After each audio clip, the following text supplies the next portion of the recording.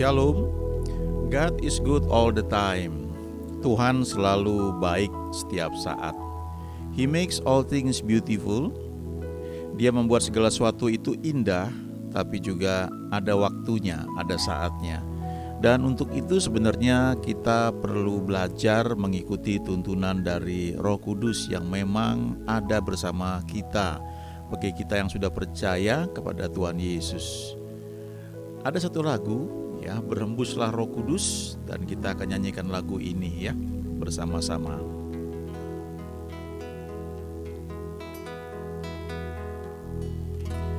Berhembuslah Roh Kudus di tempat ini. Berhembuslah Roh Kudus dengan kuasa-Mu. Pulihkanlah gereja-Mu di saat ini.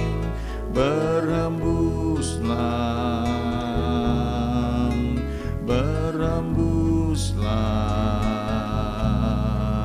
sekarang. Berhembuslah Roh Kudus, berhembuslah Roh Kudus di tempat ini. Berhembuslah Roh Kudus dengan kuasa-Mu. Pulihkanlah gereja-Mu di saat ini. Berhembuslah, berhembuslah sekarang. Urapilah kami dengan minyak baru.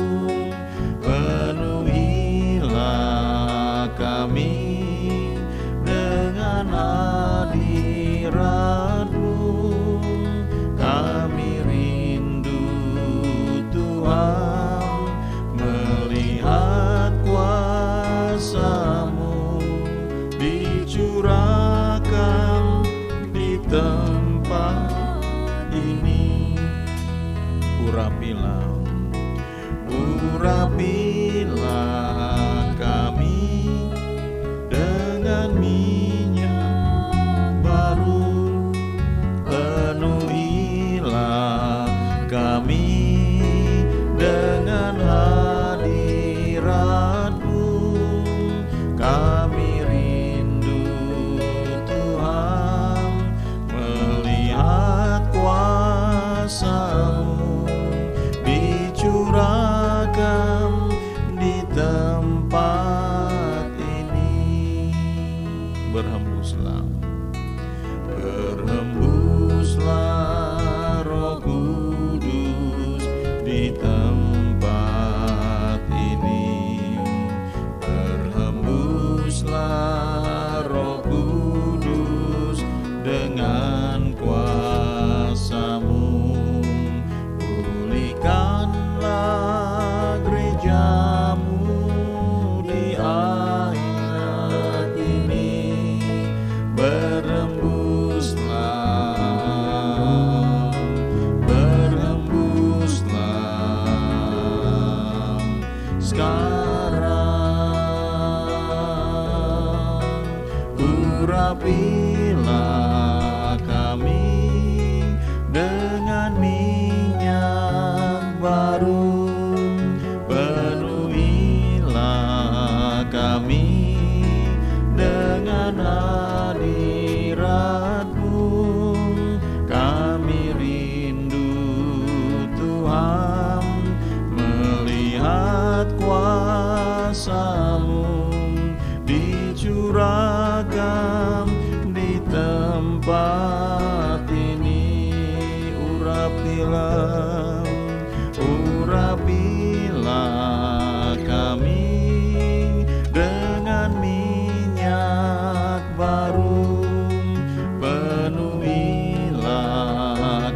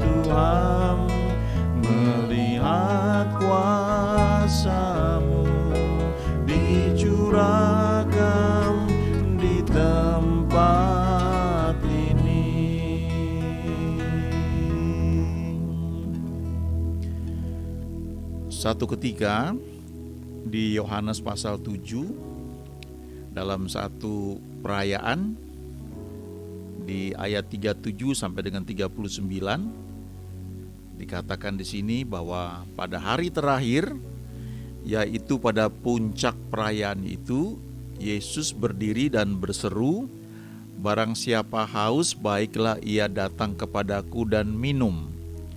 Barang siapa percaya kepadaku, seperti yang dikatakan oleh kitab suci, dari dalam hatinya akan mengalir aliran-aliran air hidup." Yang dimaksudkannya ialah roh yang akan diterima oleh mereka yang percaya kepadanya. Sebab roh itu belum datang karena Yesus belum dimuliakan. Kalau kita mengatakan bahwa God is good all the time, itu memang benar. Itu satu kebenaran. Walaupun barangkali ada saat-saat di mana kita merasa tidak seperti itu.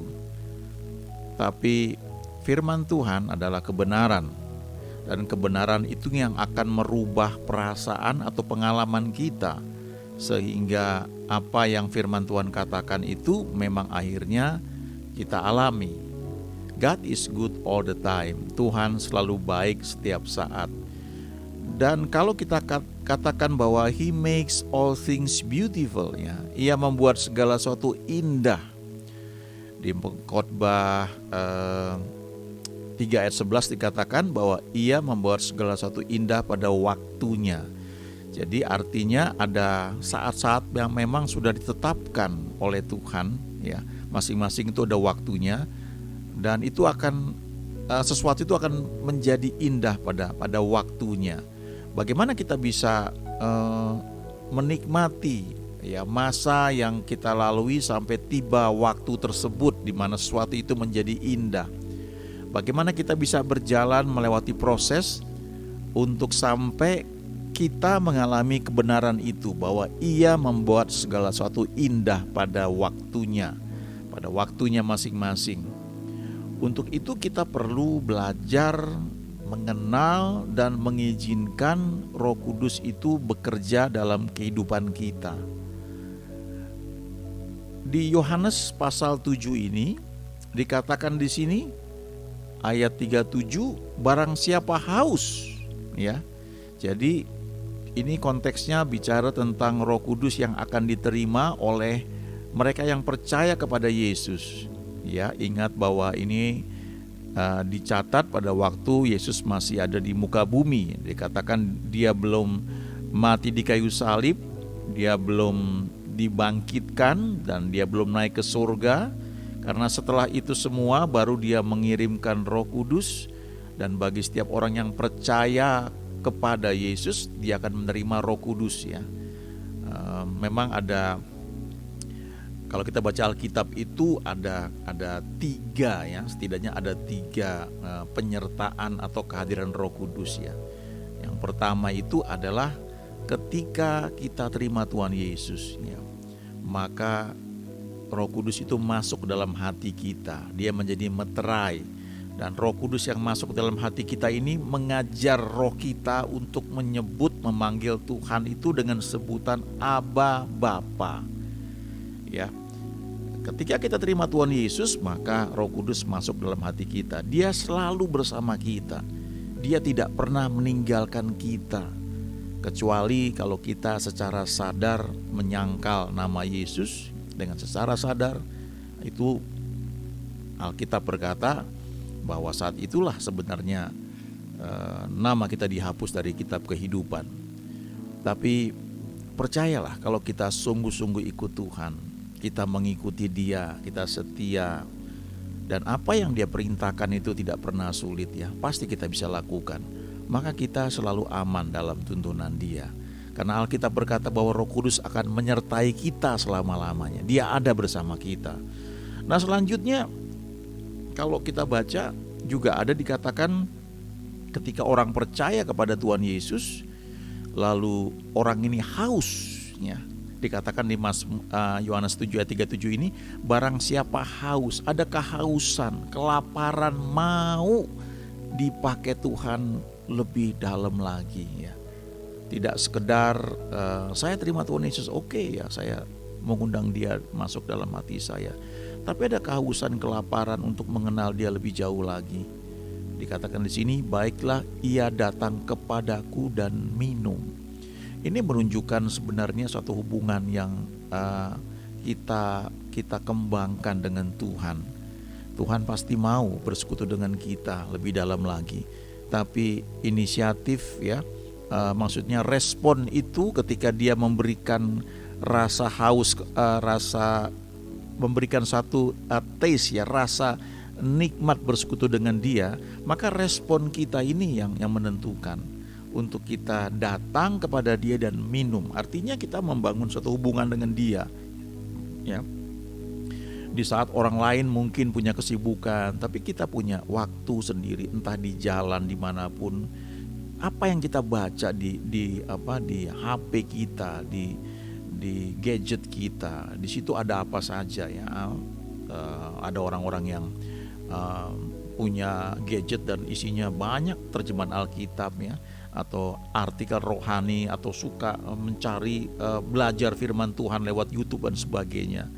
Nah, ketika waktu-waktu yang mungkin sendiri kita manfaatkan dengan baik, itu sebenarnya sikap kita untuk datang kepada Tuhan dan minum ya, untuk belajar dari dia. Lalu ayat 38 dikatakan, barang siapa percaya kepadaku ya, seperti yang dikatakan oleh kitab suci, dari dalam hatinya akan mengalir aliran-aliran air hidupnya. Terjemahan bahasa Inggrisnya itu adalah rivers of living water ya, aliran-aliran air hidup. Dan ini ayat 39 dikatakan, aliran-aliran air hidup itu adalah Roh Kudus ya, yang akan diterima oleh mereka yang percaya kepadanya. Pada waktu kita haus akan Tuhan, kita mau belajar, maka ada satu momen tertentu ya, setelah kita lahir baru, terima Tuhan Yesus, bisa juga terjadi bareng-bareng bersamaan ya. Roh Kudus itu turun seperti di Kisah 1 ayat 8 ya. Itu yang istilahnya the Spirit upon ya. Roh Kudus turun ke atas kita. Nah, itu turun ke atas orang-orang yang sudah percaya kepada Tuhan Yesus. Dan akibatnya, dampaknya luar biasa sekali. Kalau kita baca di Kisah 2 ya, ketika hari raya Pentakosta, Roh Kudus turun, itu the Spirit upon-nya turun sebagai pengurapan, memberi kuasa, memberi kemampuan buat kita untuk melayani dia. Waktu kita haus, kita mau melayani dia, kita mungkin bisa nyanyi. Dan waktu kita nyanyi orang diberkati. Tapi waktu kita makin bergaul dengan dia, ada satu momen di mana dia membaptis kita dengan rohnya. Dan kita menerima kuasa. Kita bisa nyanyi, tetap skill kita mungkin sama dan mungkin bertambah. Tapi power yang dihasilkan waktu kita menyanyi itu beda sekali. Ketika Roh Kudus sudah turun ke atas kita sebagai pengurapan yang diberikan untuk melayani dia. Tentu ada orang-orang yang diurapi sebagai worship leader, ada orang-orang yang diurapi sebagai pemain musiknya. Mungkin dia jarang nyanyi, tapi kalau dia main musik, dia petik gitar seperti Daud, dia main keyboard, maka musik yang muncul itu beda. Orang seperti ditarik hatinya untuk menyembah Tuhan.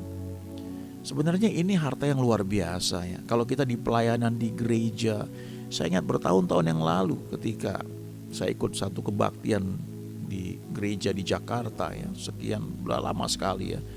Itu jam 6 pagi mulainya. Cukup jauh dari rumah pada masa itu, harus naik kendaraan umum, berangkat dari rumah itu jam 5 kurang, 5 pagi ya. Sampai di Jakarta di tempat kebaktian itu sekitar jam 6 kurang ya, harus turun dari bus, jalan kaki sekitar mungkin 1 kilometer lebih barangkali ya. Dan sampai di tempat kebaktian itu duduk ya, teduh. Belum mulai kebaktiannya, rasanya sesuatu yang beda ya. Ada keteduhan ya, ada rasa damai. Kemudian ketika mau ibadah, pemain musiknya mulai naik ya. Dia main keyboard dengan lembut sekali. Kadang-kadang tanpa sadar itu air mata mengalir keluar ya. itu ada pengurapan. Itu bukan soal main musiknya jago, bukan ya. Memang kita perlu skill, tapi ada pengurapan yang Tuhan berikan ya. Ada anointing, itu yang disebut Roh Kudus turun ke atas kita.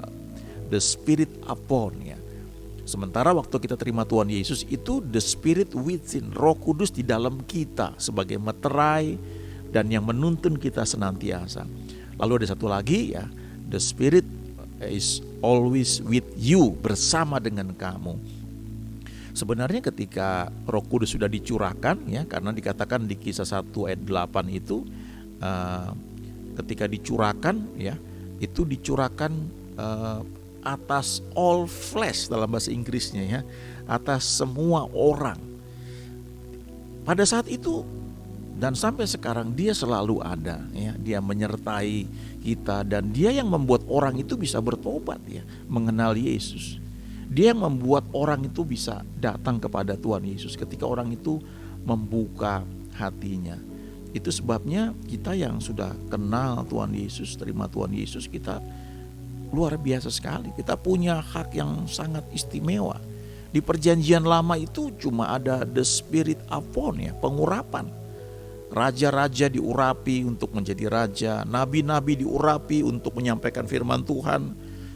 Ada imam-imam diurapi sebagai wakil umat Tuhan untuk melakukan kebaktian ibadah, menyembah Tuhan, mempersembahkan korban. Mereka diurapi ya, mereka menerima the Spirit upon ya.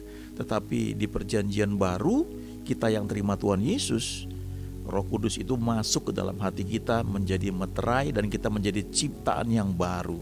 Sejak itu kita punya kerinduan untuk membaca firman Tuhan, untuk datang ibadah. Sementara orang lain mungkin kalau hari Minggu ya, mereka lebih sibuk untuk jalan-jalan. Sementara kita yang sudah kenal Tuhan, kita punya kehausan untuk belajar kenal Dia. Bertahun-tahun yang lalu ketika zaman saya kenal Tuhan Yesus itu belum kayak sekarang ya. Tentunya belum ada handphone ya, belum ada gadget kayak seperti sekarang. Yang ada tuh Alkitab cetak ya. Kami punya Alkitab tapi cuma 1 atau 2 ya. 1 seingat saya, yang lain yang kecil ya. Gak pernah dibaca, itu ditaruh aja di dalam lemari ya. Dan saya gak pernah diajar untuk baca Alkitab ya. Dan ketika saya terima Tuhan Yesus, saya gak lupa itu ya. Ada kerinduan untuk baca Alkitab. Dan saya beli Alkitab sendiri dengan uang jajan sendiri. Gak minta dari orang tua. Saya dapat ada uang jajan ya untuk ongkos ke sekolah. Saya atur begitu rupa sehingga saya bisa beli Alkitab. Ya, dan saya baca itu. Tiap hari bangun pagi baca firman Tuhan, merenungkannya. Belum tahu banyak seperti sekarang. Tapi rutin itu. Setiap pagi bangun sekitar 4:30 pagi. Lalu mulai membereskan segala sesuatu di rumah, ada yang menjadi tanggung jawab saya. Lalu jam 5 saya mulai baca Alkitab itu, baca urut. Kemudian saya baca juga renungan harian yang saat itu namanya saat teduh ya, terjemahan dari kalau nggak salah upper room ya, di upper room. Cuma itu yang ada. Kalau sekarang kan banyak sekali renungan harian, sudah banyak sekali macam-macam.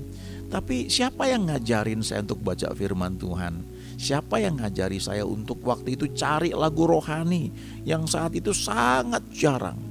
Tapi kalau sekarang ini banyak berbagai jenis musik lagu rohani. Ada yang jazz, ada yang pop, ada yang dangdut juga ada ya.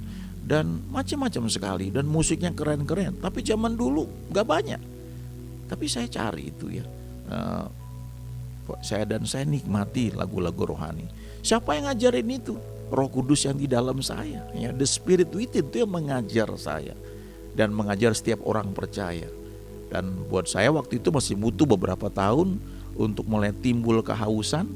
Dan ketika dalam satu kebaktian diceritakan mengenai Roh Kudus yang datang untuk mengurapi ya, saya haus ya, lapar untuk hal itu. Dan kemudian akhirnya mengerti bahwa itu yang namanya menerima pengurapan dari Tuhan ya. Memang butuh waktu pada saat itu. Dan sejak itu jadi orang yang haus ya, lebih haus lagi untuk mengenal Tuhan, melayani Tuhan. Nah, kalau kita belajar mengizinkan Roh Kudus menuntun hidup kita, ya, kita akan melihat bahwa sampai hal-hal sepele pun Dia perhatikan. Ya. Alkitab berkata bahwa Dia akan memberitahukan kepada kita hal-hal yang akan datang. Dia akan menuntun kita ke dalam seluruh kebenaran. Dan lebih jauh lagi, Dia akan memuliakan Yesus. Ya. Ini luar biasa. Jadi kalau kita memuji menyembah Tuhan, sebenarnya yang ngajarin kita untuk memuliakan Tuhan Yesus itu adalah Roh Kudus. Ya.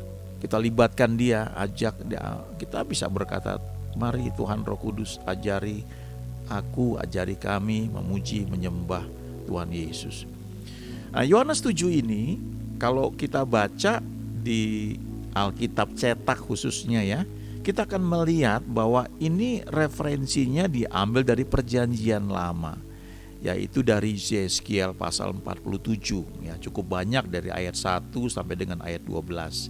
Tapi kali ini kita belum baca itu, ya, tapi saya cuma beritahu bahwa dari Yohanes 7 ini ayat 7 sampai dengan 39 itu referensinya diambil dari Yeskiel pasal 47. Dan kalau kita baca Yeskiel 47 ayat 1 sampai dengan 12, nanti kita akan melihat, ya, bagaimana ada sungai yang keluar dari bait suci.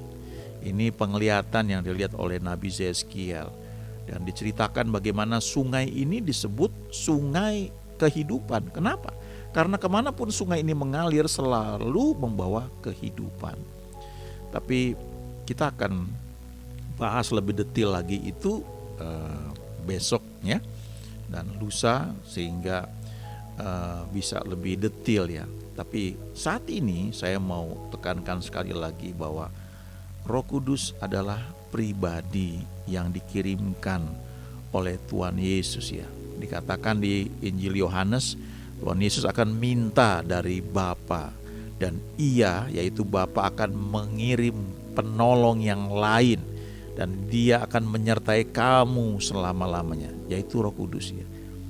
Nah, kadang-kadang kita menggambarkan Roh Kudus itu seperti burung merpati, karena memang kalau kita baca di Kisah Rasul ketika Roh Kudus turun, ya, seperti lidah-lidah api. Lalu kalau kita baca di Injil, ya, ketika Tuhan Yesus dibaptis, dikatakan bahwa Roh Kudus turun seperti burung merpati.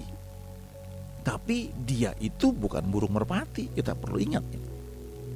Dia adalah pribadi. Dia juga Allah, karena kalau kita baca di Alkitab, ada Allah Bapa, ada Allah Anak, ada Allah Roh Kudus, ya. Dan ketiganya itu esa, ya, menjadi satu.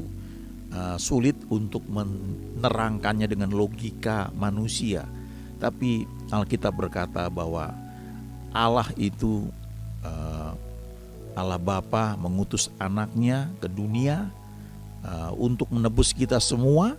Lalu ketika kita percaya kepada Yesus, ya, anaknya yang tunggal, maka kita menjadi ciptaan baru. Lalu kita menerima Roh Kudus yang membimbing kita, menuntun kita senantiasa. Dan waktu kita mau lebih jauh lagi berjalan bersama Dia, maka ada yang namanya pengurapan Roh Kudus, ya, the Spirit upon, yang turun ke atas kita. Dan pada waktu pertama kali Dia turun, ya, seringkali tandanya adalah kita berkata-kata dengan bahasa lain, ya. Seringkali disebut itu bahasa roh, dan kita nggak mengerti bahasanya itu apa. Tapi ada satu hal yang kita rasakan waktu kita menerima itu adalah sukacita. Ada joy yang gak bisa dijelaskan dengan akal manusia, ya. Ada sukacita yang gak bisa dimengerti, tapi itu mengalir, meluap keluar dari dalam kedalaman kita. Itu dikerjakan oleh Roh Kudus, ya. Dan bagi yang sudah terima baptisan Roh Kudus seperti ini, sering-sering pakai, ya, bahasa roh itu untuk membangun iman, menguatkan. Dan itu menyebabkan kita bisa berjalan dalam dimensi yang lebih tinggi, ya. Ada hal-hal yang orang lain bilang mustahil, tidak mungkin, tapi bersama Tuhan kita bisa lalui. Kenapa?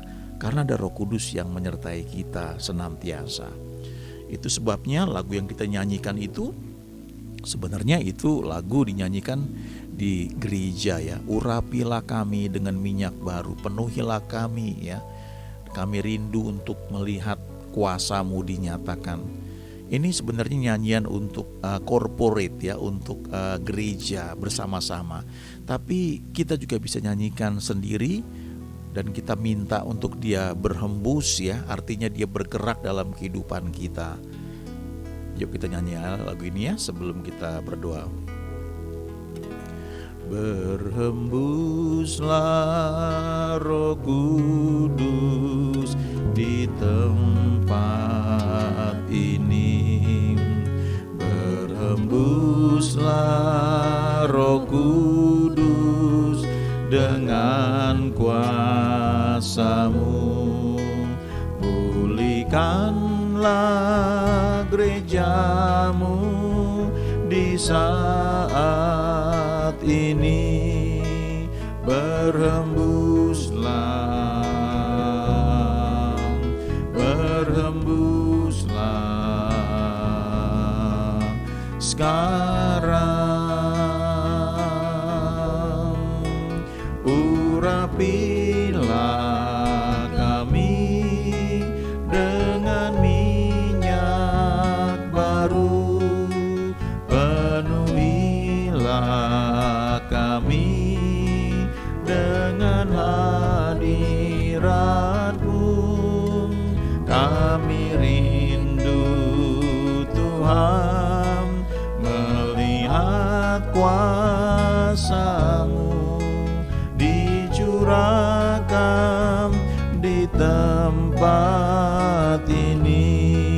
Urapilah, urapilah kami dengan minyak baru, penuhilah kami dengan hadirat-Mu. Kami rindu Tuhan melihat kuasa-Mu dicurahkan di tempat ini. Kami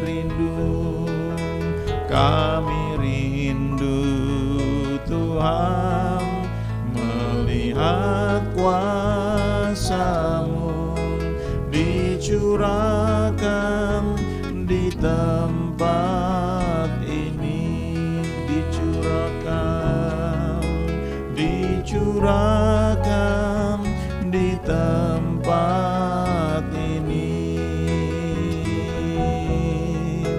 dicurahkan di tempat ini.